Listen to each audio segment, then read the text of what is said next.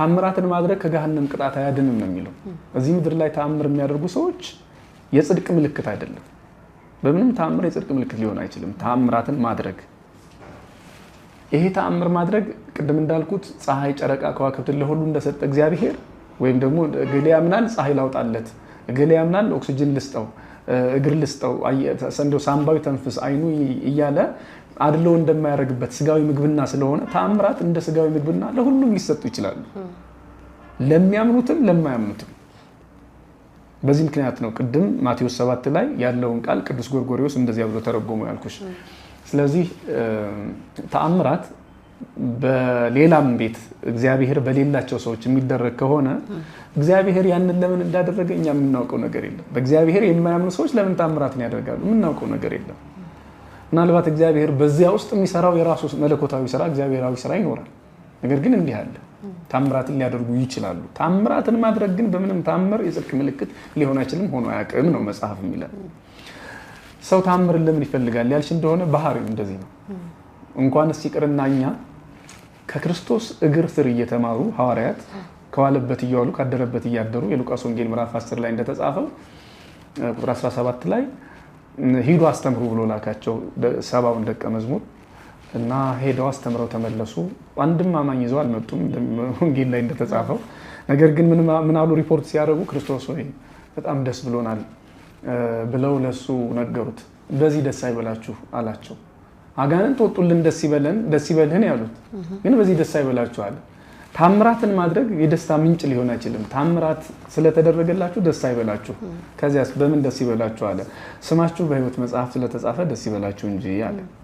እና ትልቁ ደስታ በእግዚአብሔር ልብ መታወቅ ነው። ስማችሁ በሕይወት መጽሐፍ ማለት ሰማይ ላይ ዶሴ የለም ወይ መዝገብ ቤት የለም። በእግዚአብሔር ልብ መታወቁ ለክብር የተመረጡበትን ሕይወት ማስቀጠሉ በሃይማኖት መጓዝ መጽናቱን ነው ሰማያዊ መዝገብ የሚባለው እሱ። ታምራትን ሐዋርያት እንኳን ወጣኔዎች ሆነው ተደስተውበታል። እና በታምራት መደሰት የጀማሪ ሰዎች ምልክት ነው። ይሄ ወጣኔ ክርስቲያኖች እንደዚያ ነው።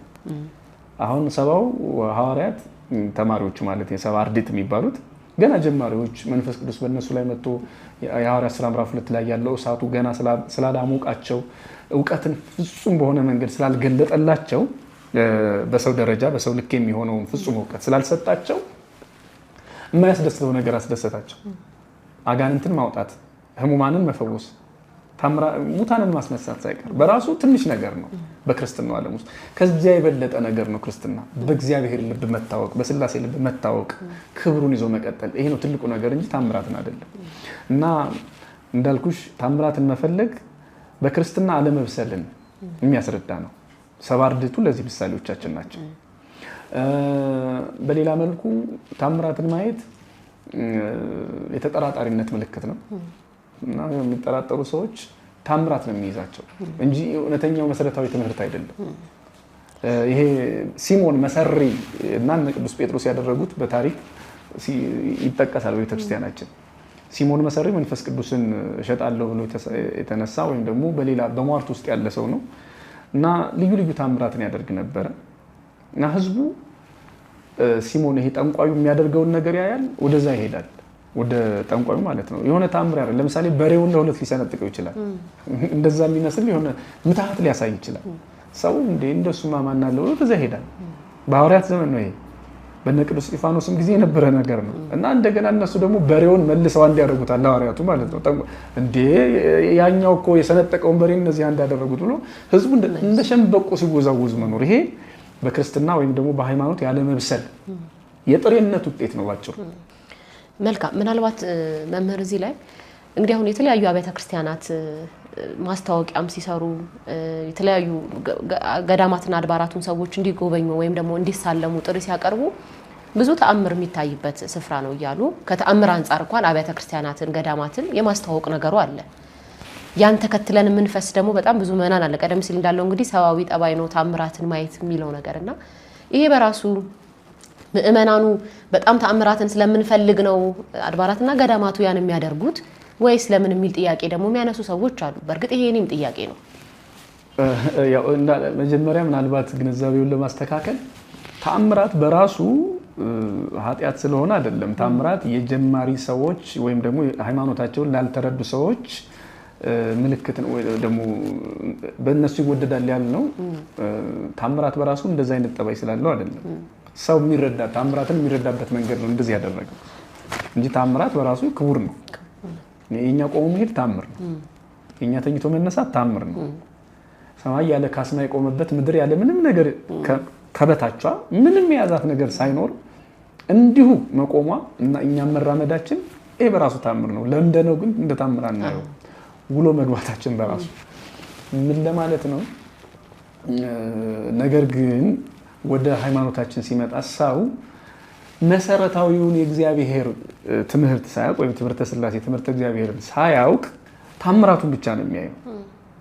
ሃይማኖት ደግሞ በሁለት ነገሮች ጸንቷል ወይም ተሰብኳል፣ ትምህርትና ታምራት። በስጋ የታመሙትን ታምራቱ ፈውሷቸዋል፣ በነፍስ የታመሙትን ደግሞ ትምህርት ፈውሷቸዋል። ሁለት ቁስሎች አሉ፣ ነፍስ ላይና ስጋ ላይ። የስጋን ቁስል በታምራት ፈውሷል ክርስቶስ፣ ሐዋርያትም እንደዛው። እስከ ዓለም ፍጻሜ ድረስ ቤተክርስቲያኒቱ በስጋ የታመሙትን ከክርስቶስ ከሐዋርያት በወረሰችው ነገር የስጋ ደዌን በታምራቷ ትፈውሳለች። በስጋውና በደሙ በመስቀሉ በጠበሉ በእምነቱ በወዘተርፈ እንዲህ አይነት ፈውስን ታደርጋለች ቤተክርስቲያን። ይሄ መነገሩ መልካም ነው፣ ምንም ችግር የለው፣ ጤነኛም ነው። ነገር ግን ልዩነታችን ምንድነው? ትምህርቱ አለ ወይ? አሁን ትምህርትና ታምራት ብያቸዋል። ቤተክርስቲያን የቆመችበት ትምህርትና ታምራት ነው። ሐዋርያት የሰበኩት በትምህርትና ታምራት ነው ከክርስቶስ የተማሩት። አሁን ግን የትኛው ነው ያለነው? እሱን ነው ቅድም የወቀስ ነው። የጀማሪ ሰዎች ክርስትናን ያላወቁ ሰዎች ጠባይ ነው የታምራትን መፈለግ ያለው እሱን ነው። እንደውም በማቴዎስ ወንጌል ምዕራፍ 2 ላይ ክርስቶስ አምላካችን አመፀኛ ትውልድ ብሎታል። ታምራት የሚፈልገውን ትውልድ ማለት ነው። አመፀኛ ለምን አለው? ትምህርት አይሰማም፣ ነገር ግን እስኪ የሆነ ነገር አድርግና አሳየን የሚል ማለት ነው። እስኪ የሆነ ነገር አሳየንና እንመንብህ። አይሁድ እኮ ክርስቶስንም ሰቅለውት አውቀው ነው። በእርግጥ እነሱ ማሾፋቸው ነው።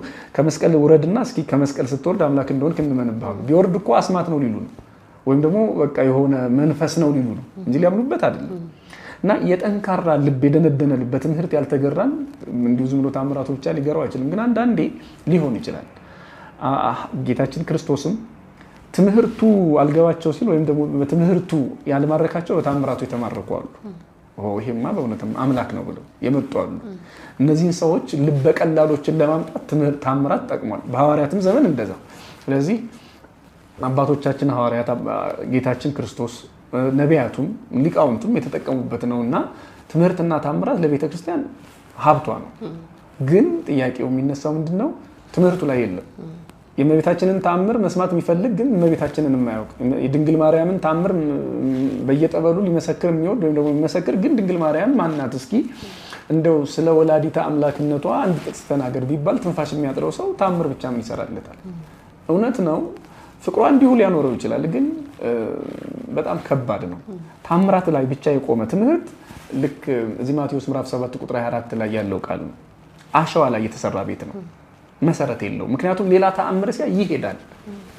ተአምራቱ የተደረገበትን ነገር ካላወቀ ማቴዎስ 7:24 ላይ አሸዋ ላይ የተሰራው ቤት ይታወቃል አይደለ? ነፋስ፣ ጎርፍ፣ ዝናብ መጣ ገፍቶ ጣለው፣ አወዳደቁ የከፋ ሆነ። አወዳደቃቸው በጣም የከፋ ነው የሚሆነው እንደዚህ አይነት ተአምራት ያመጣቸው ሰዎች ትምህርቱን ካልተረዱት ማለት ነው።